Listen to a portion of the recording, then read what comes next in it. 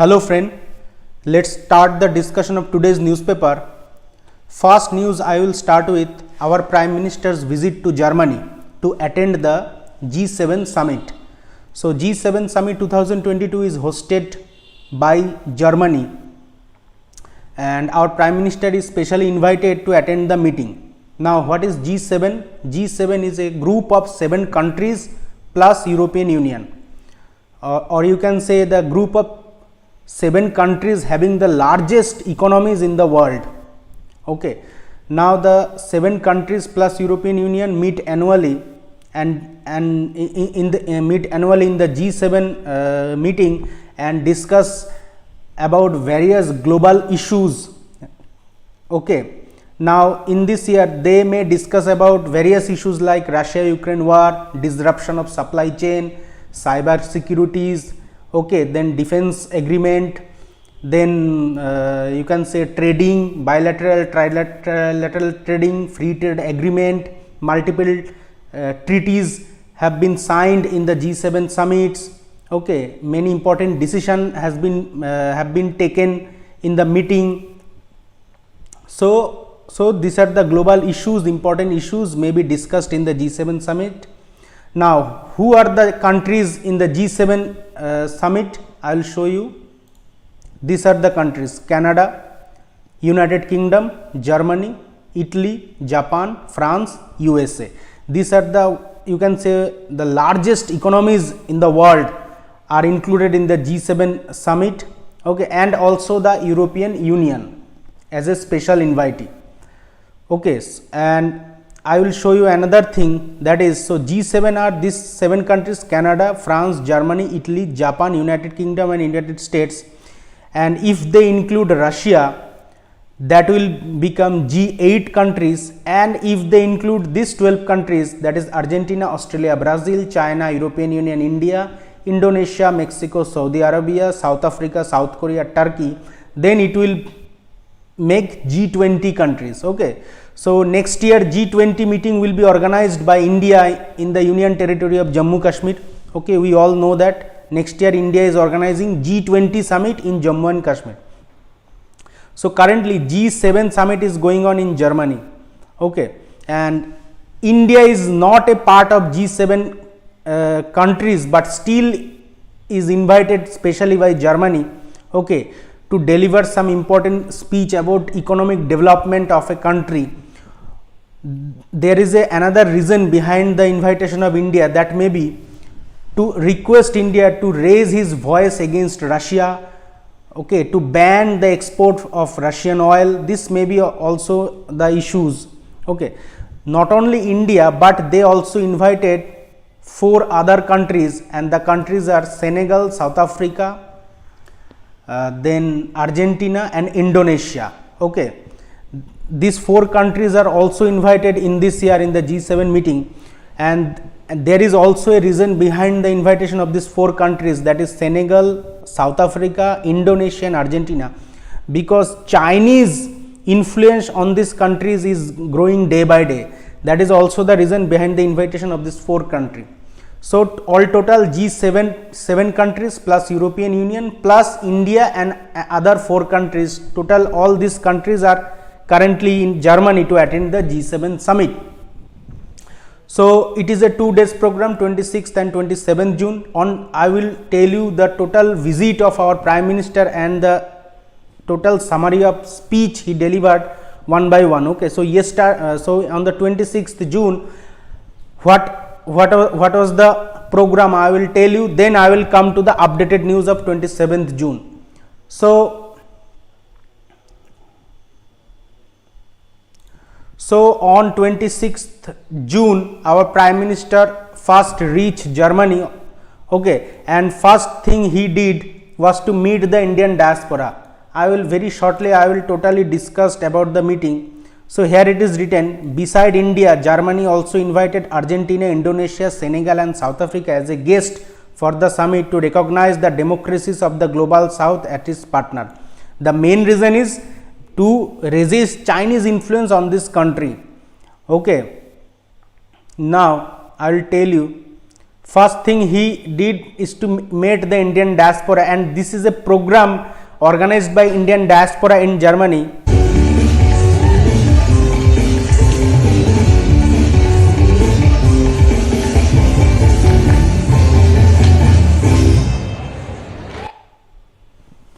Very beautiful program. Then our Prime Minister meet with the people, Indian people in Germany, that is Indian diaspora.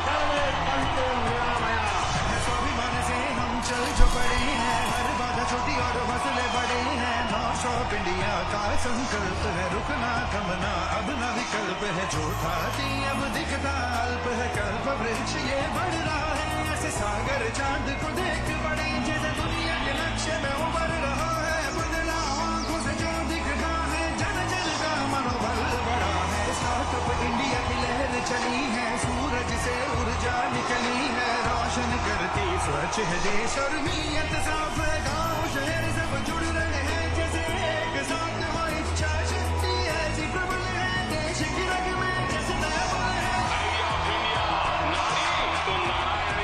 Non stop India का संकल्प है non stop India का संकल्प है. Very proud moment for our country that our Prime Minister is cordially received and by our Indian diaspora. Okay, next our Prime Minister has delivered a speech in front of the Indian diaspora, and the issues raised by our Prime Minister mainly about the emergency brought by the Congress government 47 years ago. Okay, so 47 years ago an attempt was made to crush democracy, says Modi in front of the Indian diaspora. Also he discussed about several things like India is the mother of democracy, says PM Modi while addressing Indian diaspora in Munich. Okay, then India has shown that democracy can deliver and has delivered. India will no longer be left behind fourth industrial revolution. Today every village in India is open defecation free, says PM Modi. Okay, India now stands at one of the cheapest data providers in the world, says PM Modi. Sustainable climate practice have become a part of lives of Indians. 90% of adults in India have been fully vaccinated. Okay, so these are the things. These are the things issues raised by our Prime Minister in front of the Indian diaspora. Okay, now after meeting with the diaspora, our Prime Minister met with the President of Argentina on 20. This total update from 26th of June. Okay, so after meeting with Indian diaspora, our Prime Minister met the President of Argentina. So PM Modi meets Argentina because Argentina is also invited as a guest in the G7 summit. Okay, so PM Modi meets Argentinian President Alberto Fernandez in Germany. So Prime Minister Narendra Modi met with Argentinian President Alberto Fernandez in Munich on Sunday, and the leaders discussed ways to deepen the commercial and cultural linkage between the two countries. PM Modi arrived in Munich on a 2-day visit to Germany on Sunday to take part in the G7 summit. He will discuss issues like energy, food security, counter-terrorism, environment and democracy with the leaders of the powerful bloc and its partner countries.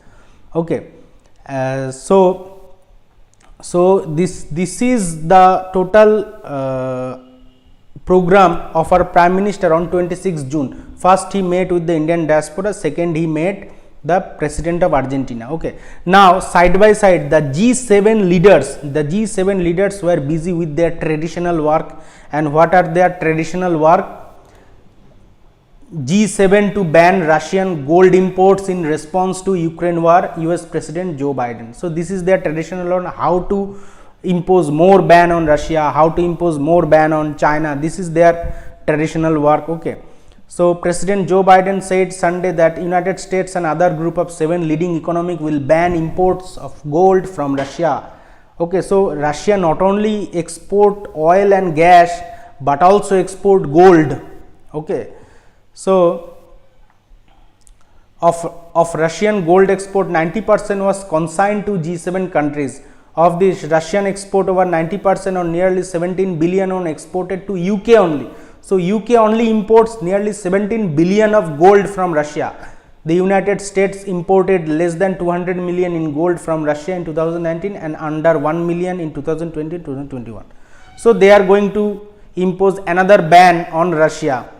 Okay, that Russia cannot export gold to the G7 countries. Another thing discussed and concluded by the G7 countries in the summit was that G7 touts USD 600 billion global infrastructure plan to rival China. So what is the actual news I am telling you? So there is a gap between poor countries in Asia and Africa and the European Union. There is a gap. Okay, and the gap is fulfilled by China. So China is taking opportunity and they start investing more and more in the poor countries of Asia and Africa. Now European Union and the G7 countries make the decision that they will invest, TOTS means approve, they will invest 600 billion US dollar for the global infrastructure plan to the poor countries. So the G7 group of rich democracies on Sunday announced an attempt to compete with Chinese formidable Belt and Road Initiative by raising some 600 billion gold infrastructure program in poor countries. Okay, total 600 billion.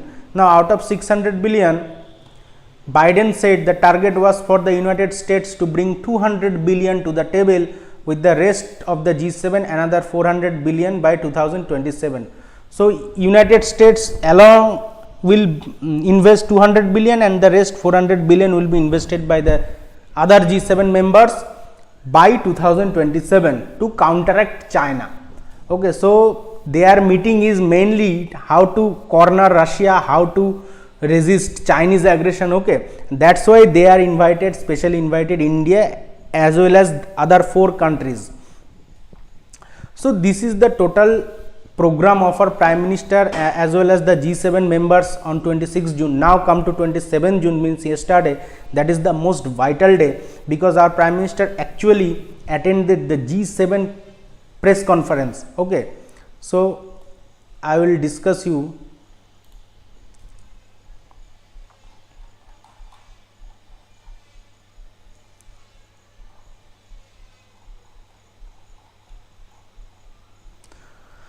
So, becoming pro-planet people, investing a better future. In the G7 session on climate, energy and health, Prime Minister Narendra Modi highlighted India's effort for green growth, clean energy, sustainable lifestyle and global well-being. So, on Prime Minister delivering speech in front of the press and also with the G7 leaders sitting on the chair, also our External Affairs Minister S. Jaishankar sitting next behind to our Prime Ministers.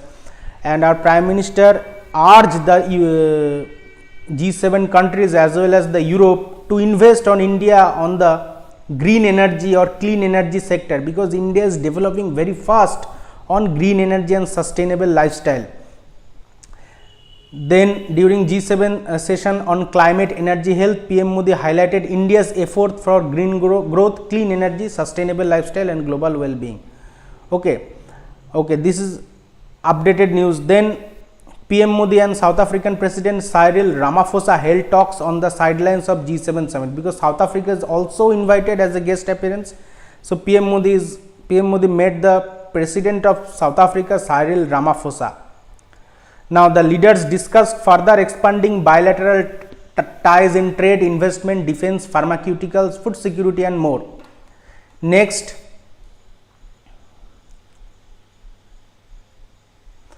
Our Prime Minister told that we have also tolerated centuries of slavery. Now independent India is the fastest growing big economy in the world. 17% of world population resides in India, but our contribution of global carbon emission is only 5%. Okay. Then we achieved target of 40% energy capacity from non-fossil fuel source 9 years before time. I will discuss each and everything later. Okay. India has world's first fully solar power operated airport. I will discuss everything. Next, he met several world leaders one by one. So he first met the Chancellor of Germany, Olaf Scholz, who personally invited Modi to attend the meeting. Okay, so excellent meeting with Chancellor Scholz, thanked him for warm hospitality during the G7 summit. We discussed cooperation in key sectors like commerce and energy. We also had deliberate of furthering environmentally friendly growth for our planet. Then there is a tea time with the President of France, Emmanuel Macron, with our Prime Ministers. Then there is a meeting with the Indonesian President. Indonesia is also invited as a guest. PM Modi and Indonesia President Joko Widodo hold bilateral talk. We discussed cooperation in key sectors like commerce and energy. We also had deliberation on furthering environmentally friendly growth of our planet. Then meeting with the Canadian Prime Minister Justin Trudeau. Okay, they took stock of the India-Canada friendship because large number of Indian diaspora, mainly the Sikh diaspora, living in Canada. So Canada friendship and discussed ways to further strengthen it across various sectors. Then one of the most important, that is meeting with the European Union chair, you can say the chief of European Union, President of European Union. Productive discussion held between PM Modi and President of European Commission Ursula von der Leyen on margins of G7. So this is their second meeting. Reviewed India-European Union cooperation in trade, investment, technology, climate action. Welcomed resumption negotiation on the trade. Welcomed resumption of negotiation on the trade, investment and GI agreement. So this very important thing that they start welcomed resumption means again start negotiation on trade between India and European Union. Okay, this was their second meeting in 2 months. Okay, so I will discuss each and everything. So what are the point of discussion between India and European Union? About resumption of negotiation on the trade. So about free trade agreement. Okay, about free trade agreement, I will show you.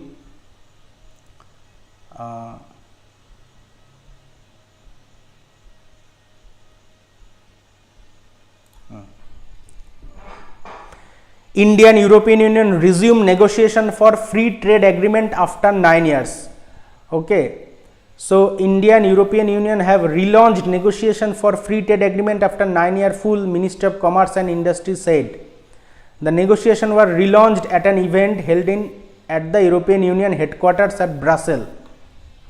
Now important point is, this would be one of the most significant free trade agreement for India as the European Union is its second largest trading partner after United States. So who is the highest amount, who is the highest trading partner, largest trading partner? That is United States.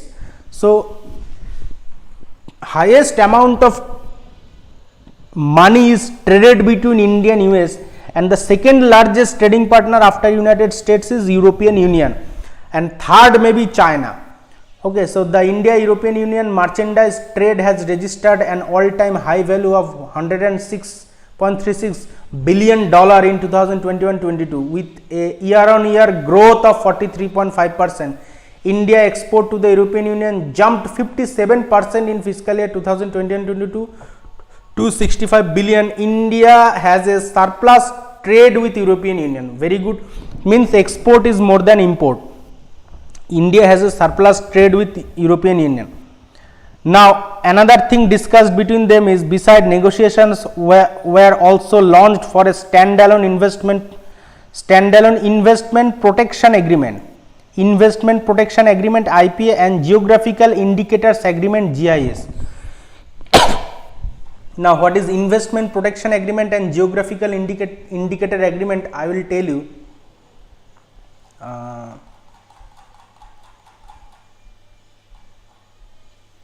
So, investment protection agreement is an agreement between governments for the promotion and protection of investment made by investor of one contracting party in the area of the other contracting party. So, when one investor from a country invest in another country, then a investment protection agreement was signed between two countries, that his investment will be protected by the government of that country, that is investment protection agreement. And another is geographical indication agreement. So, GI is an indication originating from a definite geographical territory. It is used to identify agricultural, natural, manufactured good produced, processed or prepared in that particular territory, due to which the product has special quality, reputation and or other characteristics. So, you may seen that this product, this area is very famous for this product, okay, or you can say that Kashmir is very famous for apple production. Kashmiri apple has a different property, okay. So, that is geographical indicator. So, this two factor is very important for a trade deal between two countries or two territory, okay. So,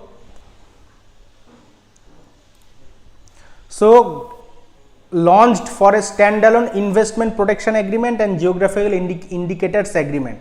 So, that is also told by our Prime Minister,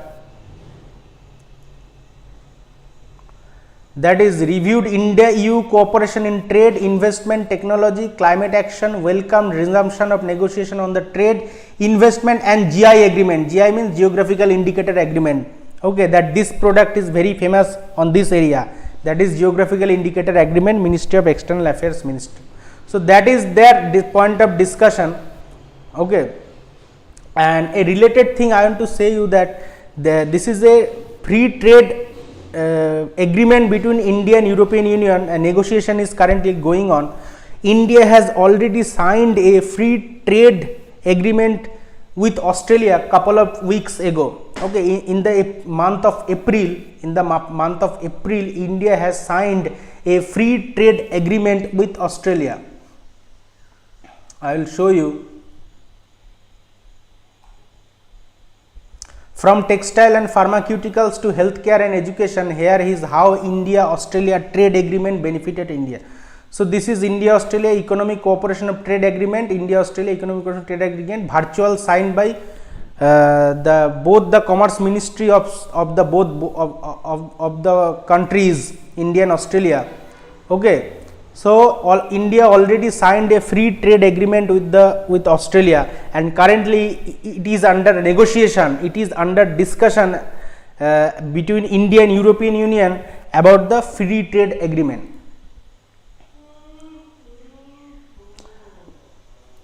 Now, one thing here it is written that this was their second meeting in 2 months, okay. So, Prime Minister Modi and the President of European Union Ursula von der Leyen has met second time in 2 months. When they met first time?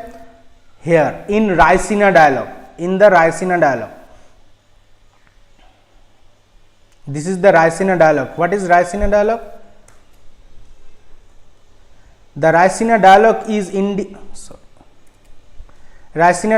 India's premier conference on geopolitics and geoeconomics committed to addressing the most challenging issues facing global communities. So, simply Raisina dialogue is a dialogue, or you can say meeting organized by this foundation, Observer Research Foundation, ORF, where it is inaugurated by our Prime Minister and leaders from all over countries, Prime Ministers, mainly former Prime Ministers, former Presidents, then important VVIPs, personalities, security chief, okay, many important VVIPs, media representatives, all attend the meeting and discuss about several important various global issues.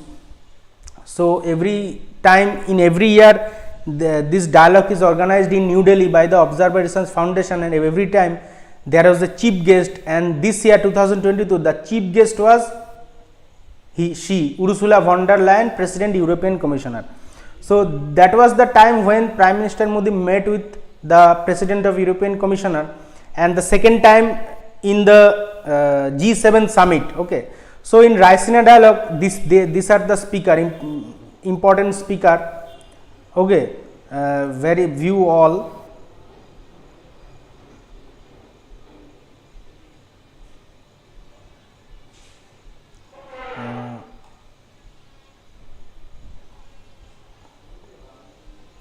So Chief Economist Aditya Birla Group, then Director Nehru Center Author, Ministry of Tourism, Environment, Government of Maharashtra, President United Nations General. Okay, many more important personalities, Ministry of State UAE. Okay, so VVIPs attended the meeting in New Delhi. This is hosted by New Delhi, hosted every year in New Delhi. Okay, come to the topic. Then PM Modi meets counterparts from UK, Japan and Italy. Okay, and I will show you some pictures also, some viral pictures. That is the photo taken in the G7 summit. All the leaders are standing. This is our Prime Minister, and this is the President of European Commission, and she is the President of World Trade Organization. Okay, then a meeting between the President of South Africa and Prime Minister of India, Cyril Ramaphosa, President of South Africa. Then a meeting between our Prime Minister and the Chancellor of Germany, Olaf Scholz. Then a handshake between our Prime Minister and the President of France, Emmanuel Macron. And Joe Biden come himself to shake hand with Prime Minister of India. Very proud moment. Okay, and he is the Prime Minister of Canada, Justin Trudeau. These are the famous pictures clicked in the G7 summit. Okay, now I will a very short way discuss some important fact issues raised by our Prime Minister. That is very important. So mainly two things discussed by our Prime Minister. One is food security and gender equality, and another is climate, energy, health. Okay, so what he said about food security, that is India has supplied food grains. India has supplied food grains to many countries. We have dispatched about 35,000 tons of wheat as a humanitarian aid to Afghanistan in the last few months. Okay, then he told about gender equality, that whether gender equality is concerned today, India is approaching moving from women development to women-led development. More than 6 million Indian women frontline workers kept our citizens safe during the pandemic. Okay, now most important thing is more than 1 million female volunteers in India are active in providing rural health, whom we call ASHA worker. So we all knew about ASHA worker, or you can say Anganwadi worker. Now just last month the World Health Organization WHO honored these Indian ASHA workers with its 2022 Global Leaders Award. So WHO, World Health Organization, honored ASHA worker with this award, 2022 Global Leaders. Actually the name is Global Health Leaders Award. Okay, I will show you.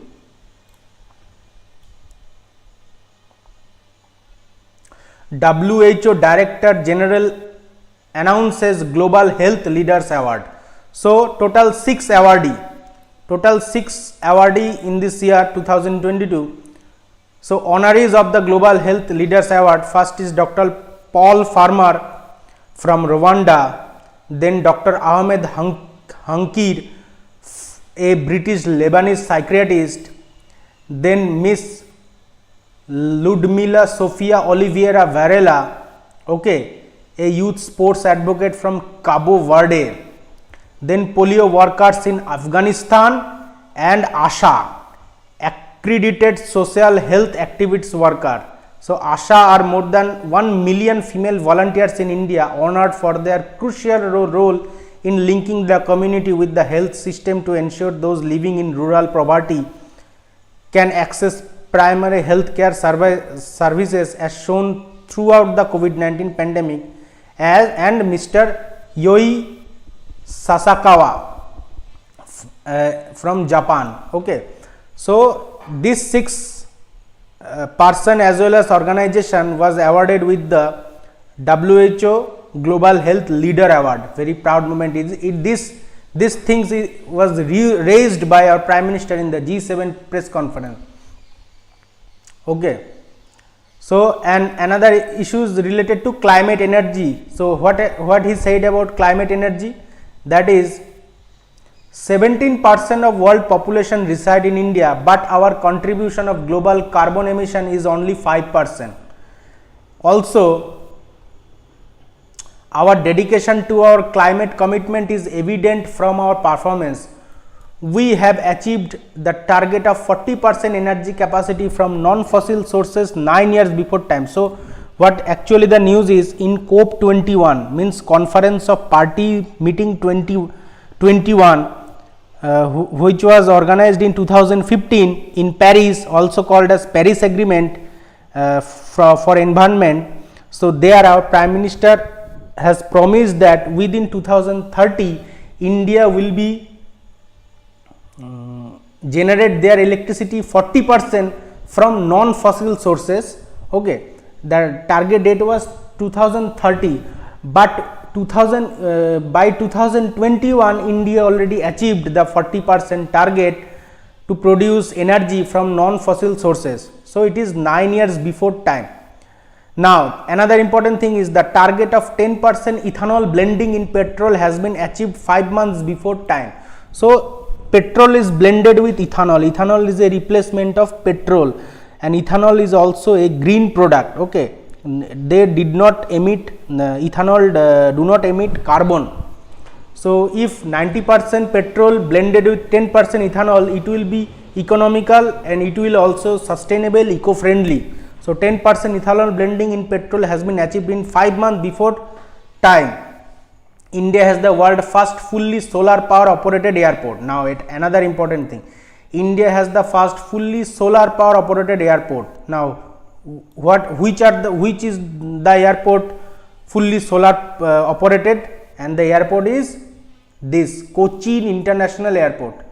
Kochi International Airport. Okay, I will show you.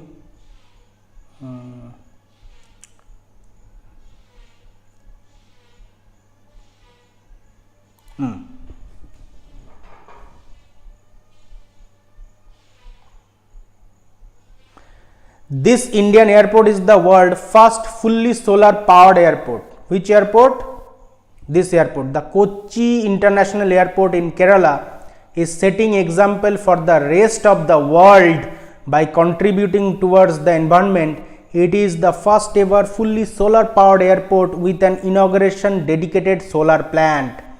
Okay, so in United Nations Environment Fellows has visited the airport. I will show you.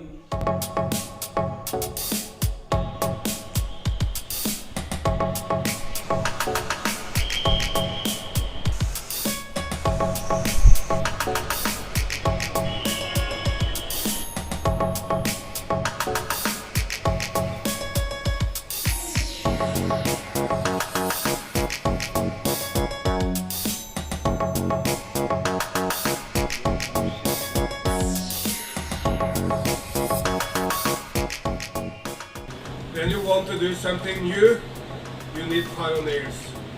It's easy to be follower. What's difficult is to be the first. We need the pioneers, those who are driving the change, those who are making the planet a much better place.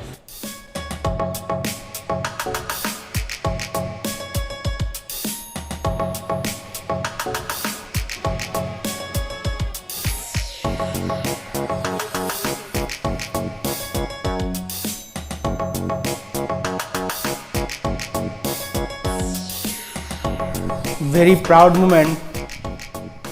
proud moment for us. So these are the important issues raised by our prime ministers. Okay, Now another important issues raised by Prime Minister is, apart from yoga, there is valuable asset of traditional medicine in many countries of the world including India, which can be used for holistic health. I am glad that recently WHO decided to set up its Global Center for Traditional Medicine in India.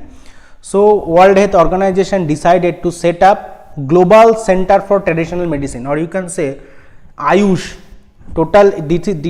This is totally maintained by Ayush, Department of Ayush, means this institution Global Center for Traditional Medicine will be full of Ayurvedic medicine, maybe homeopathic medicine, maybe Unani medicine. Okay, so and where in India? That is in Gujarat, Jamnagar. I will also show you the news.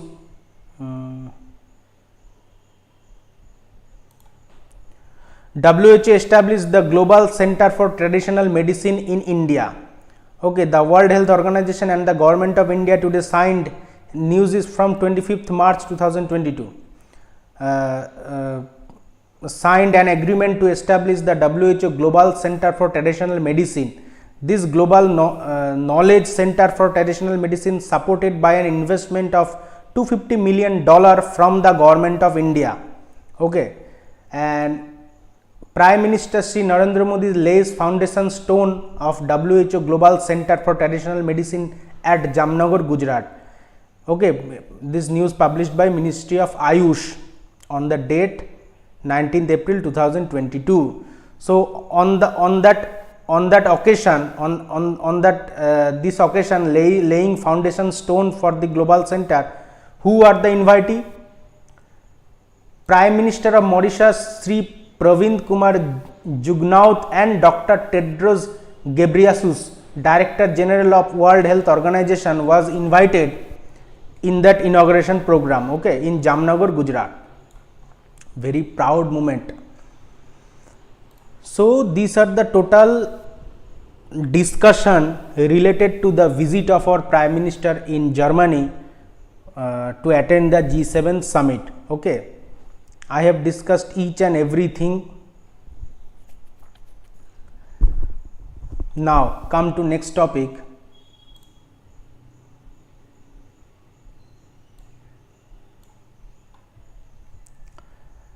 So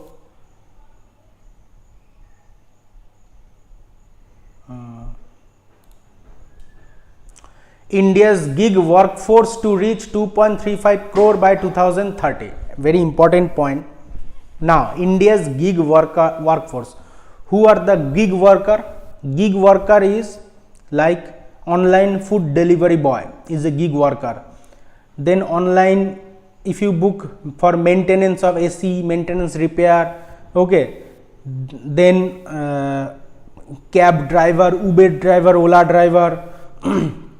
So the worker working on some platform, okay, maybe they may work without any platform also. Okay, so this type of online call vendors, online contractors, okay, offline contractors, and most importantly temporary worker, these are they are the called as gig worker. Okay, temporary worker. So the main challenge is they have no job security.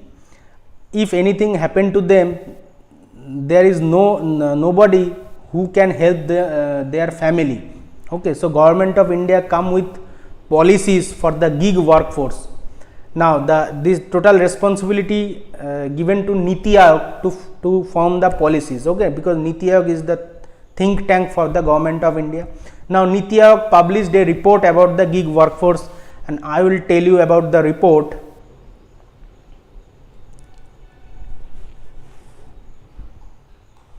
Okay, India's booming gig and platform economy. So this economy is booming, it is increasing day by day.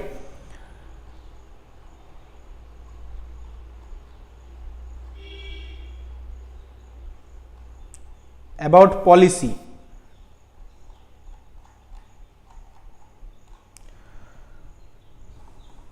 Now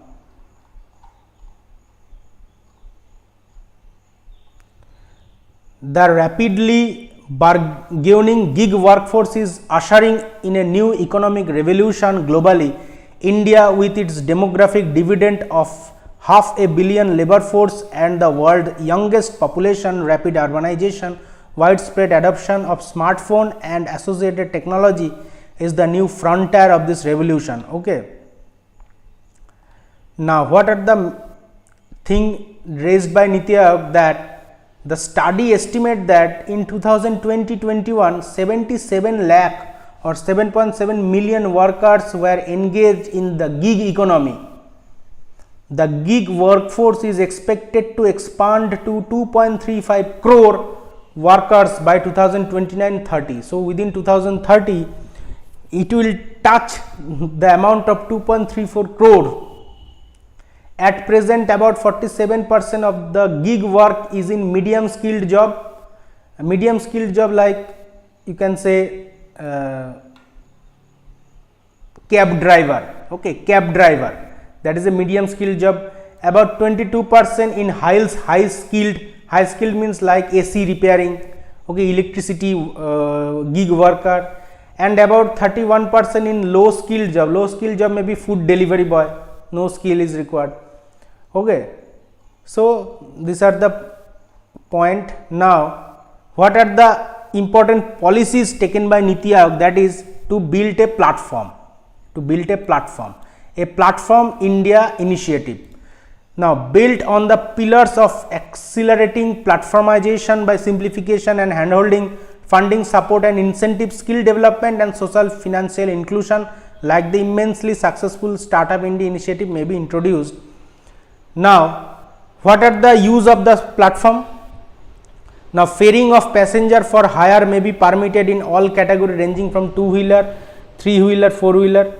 Now, this is important. Self-employed individual engaged in the business of selling regional and rural cuisine, street food, etc. may be linked to platforms so that they can sell their produce to wider markets in towns and cities. So, they will be involved with a platform where they can sell, they can purchase their product, the product which they produce, okay, in a bigger way. Now, how the government of India will help them? Financial support. Access to institutional credit may be enhanced through financial products specially designed for platform workers and those interested to set up their own platform, venture capital funding. Okay, so government of India will provided with help them with incentive, with financial help, credit facilities to the gig worker. Here it is written, fintech and platform businesses may be leveraged to provide cash flow based loans to worker as against collateral based loans. So, bank will provide them cash flow based, bank will not provide them collateral based loan. Now, what is collateral based? Collateral means asset. So, if anyone need loan from bank, he has to deposit some asset, that is called collateral in the bank. So, bank will not give them collateral based them, but in a very easy way bank will provide them with cash flow based, means at a time bank will help them with some cash, and after they will recover from a bad situation, then they will repay back the cash. Okay, so I will give you one example, like greetings card making factory in the summer times. That is very harsh condition for the greetings card factory. Okay, so they may take loan in the summer times, and in the winter times when greetings card will be sold in the market in a huge quantity, then they may pay back the loan to the bank with some interest. Okay, that is cash flow based loan. Then unsecured loans to first time borrowers participating in the platform. Now, special emphasis may be placed on access to formal credit for women and person with disabilities. So, for women and PWDs, person with disabilities, special emphasis will be taken care by the government of India or by the bank. Maybe they will be provided with loans with very low interest. Okay, the loan amount will be high for them. Also, likewise, special emphasis should be offered to platform business started in small cities, town and village. Okay, next is skill development for platform jobs. So, Government of India is also responsible to provide skill training to the gig and platform workers. Okay, so platform led models of skilling and job creation need to be promoted for the gig and platform sector. Now, Government of India already providing skill training to the gig worker. We know that this is the institution, VV Giri National Labour Institution. This institution has the responsibility to provide training to gig workers. So, online training program on gig and platform workers social security issue. This is the details of the course, when they will start, what is the duration of the course. Okay. So, VV Giri National Labour Institution in Noida, I think Noida, Uttar Pradesh, is the organization from Government of India under Ministry of Labour and Employment, who has the responsibility to provide training to online training to gig and platform social workers. Next is gender sensitization access stability awareness program for women and their families. Okay. Inclusive communication system, work design process, occupational disease and work accident insurance, that is most important. Occupational disease and work accident insurance. So, anything happen to them, then where the family will go, that is work accident insurance, and this insurance is provided by Government of India through e-shramCard, through the e-shramCard. Okay. So, e-shramCard, the link of e-shramCard also given in the portal of the VV Giri institution. Now, I will tell you about e-shramCard through this video.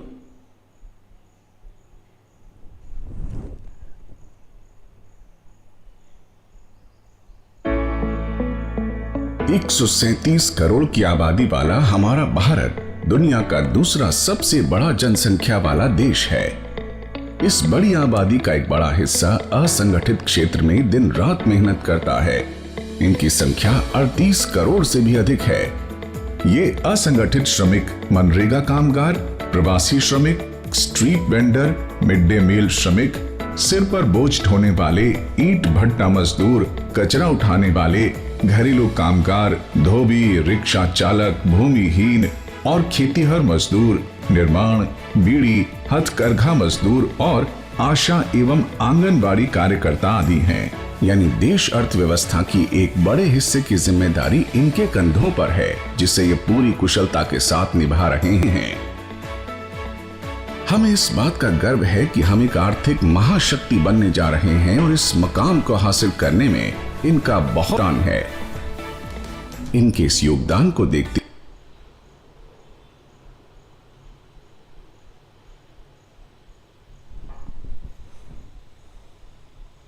हुए सरकार असंगठित क्षेत्र में काम करने वाले श्रमिकों का एक डेटाबेस बना रही है। श्रम और रोजगार मंत्रालय ने एनआईसी की मदद से एक राष्ट्रीय पोर्टल के जरिए इस डेटाबेस को एकीकृत करने का बीड़ा उठाया है। इस पोर्टल पर असंगठित क्षेत्र के श्रमिकों का रजिस्ट्रेशन किया जा रहा है और उन्हें ई-श्रम कार्ड दिया जा रहा है। इसके लिए श्रम और रोजगार मंत्रालय एवं सीएससी के बीच एक समझौता हुआ है, जिसके तहत सीएससी इस डेटाबेस को समृद्ध बनाने में मदद करेगी। सीएससी के 4 लाख से भी ज्यादा सेंटर्स पूरे देश की डिजिटल डिवाइड की खाई को कम कर रहे हैं।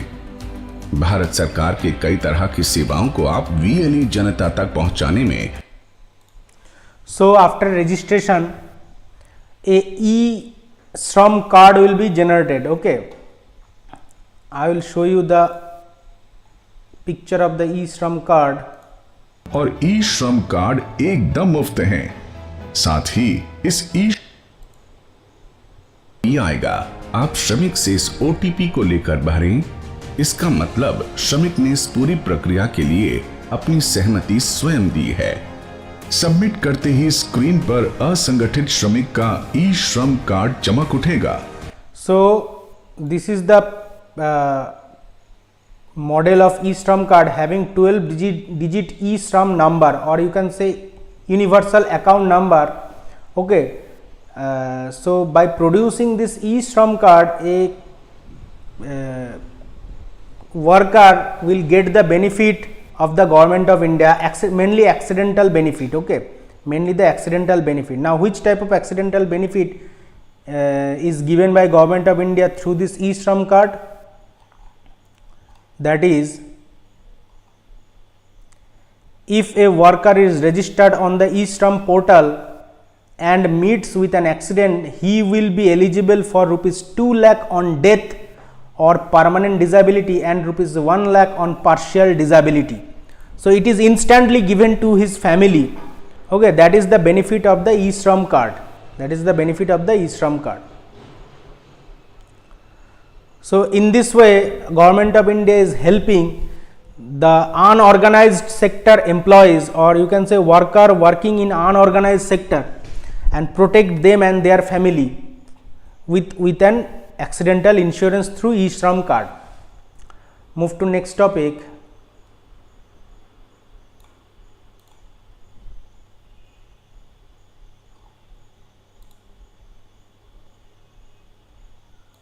Now, Tamil Nadu asked Andhra Pradesh to suspend supply of Krishna water from July 1. So it's a surprising news, because every state is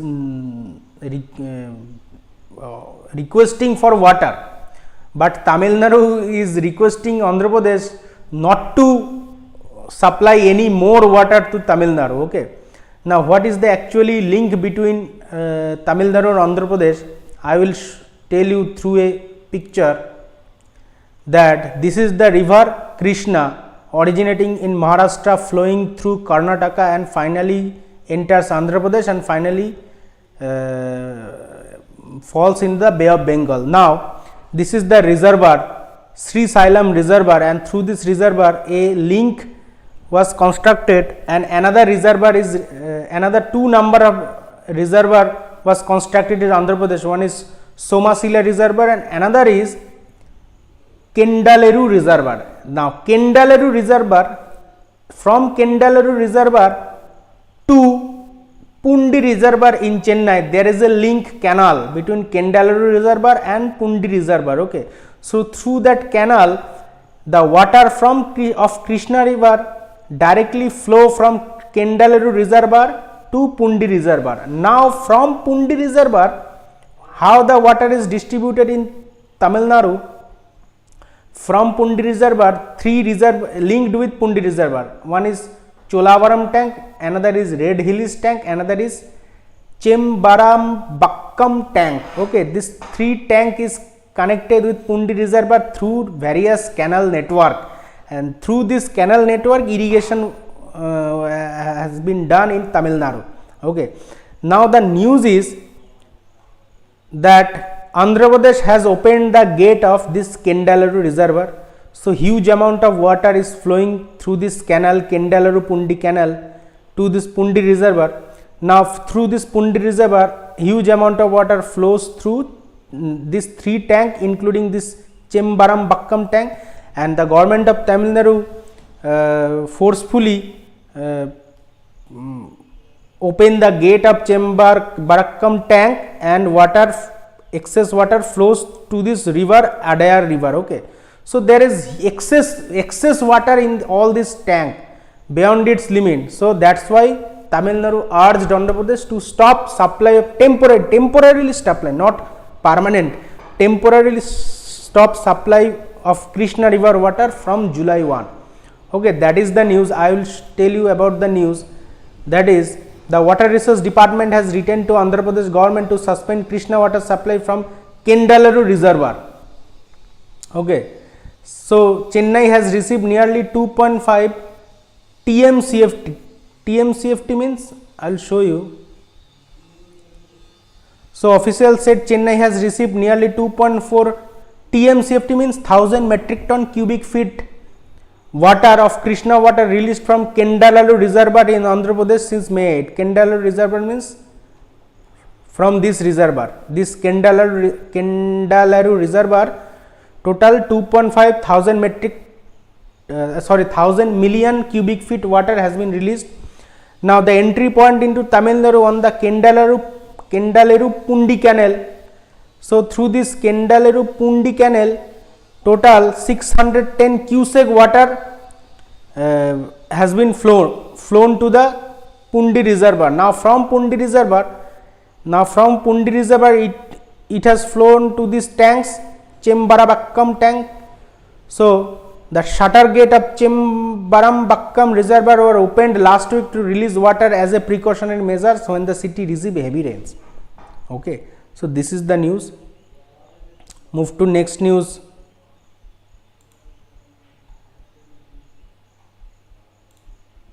India-Malaysia discuss defense ties. So this news is important because India is focusing more and more to the Southeast Asia. There are 10 countries in the Southeast Asia, and India tries to extend trade relationship between the Southeast Asian nation. Okay, so Indian-Malaysia defense ties is very important. So we have already knew that recently, couple of weeks ago, India has signed a treaty with Vietnam. That is also a defense ties. I will tell you that also. But first I will discuss about India-Malaysia discuss defense ties. Still not there is any permanent solution, but this is under discussion. So what are the things they have discussed between them?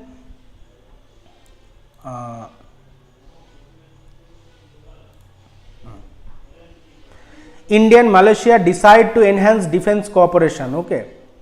So Raksha Mantri Sri Rajnath Singh held a video conference with senior defense minister Malaysia. Video conference. Minister of Malaysia, this is his name, on June 27, 2022.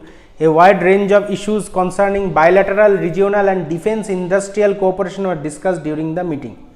Also they discussed about, the two ministers discussed the existing defense cooperation activities and framework and ways to further enhance them under the existing Malaysia-India defense cooperation meeting framework. And our defense minister Rajnath Singh highlighted the area in which Indian defense industry could assist Malaysia. Okay. Now finally our Raksha Mantri invited the Defense Ministry of Malaysia to visit India at an as early as possible to visit India, convenient date to discuss closer and strategic defense ties. So it is under discussion. When the Defense Minister of Malaysia will visit to India, then it will finalize, the deal will finalize. Now currently India already has a deal with Vietnam, and I will discuss about the deal. Raksha Mantri Sri Rajnath Singh and his Vietnamese counterpart General Phan Van Giang hold bilateral talks in Hanoi. Okay, this news from 8th June. So the two defense ministers also signed the very important joint vision statement on India-Vietnam defense partnership towards 2030. So keeping an eye on 2030, this total discussion, or you can say total treaty, was signed by looking at 2030, that is joint vision statement on India-Vietnam defense partnership towards 2030. Now a memorandum of understanding on mutual logistics support was also linked in the presence of both ministers. Okay, both ministers also agreed for early finalization of $500 million defense line of credit extended to Vietnam. So India will help Vietnam by providing 500 million defense line of credit, and with this amount Vietnam will purchase defense equipment from India. Okay, with this amount Vietnam will purchase defense equipment from India, and it is under Make It India, Make for the World project.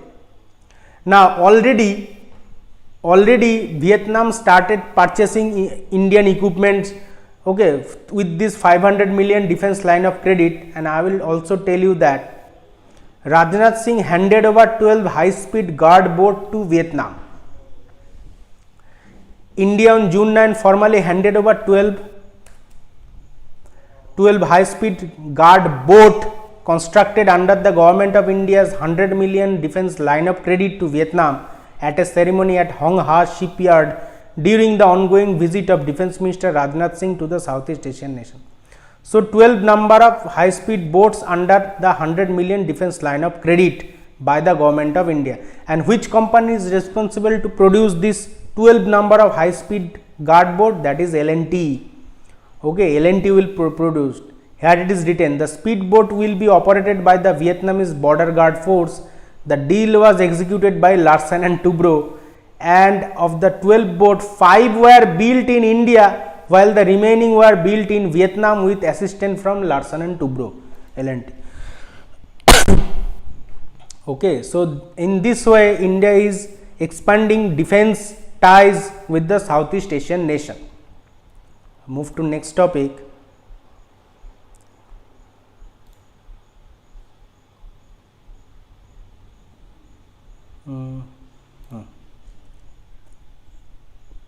World Bank approves $250 million loan to boost India's road safety.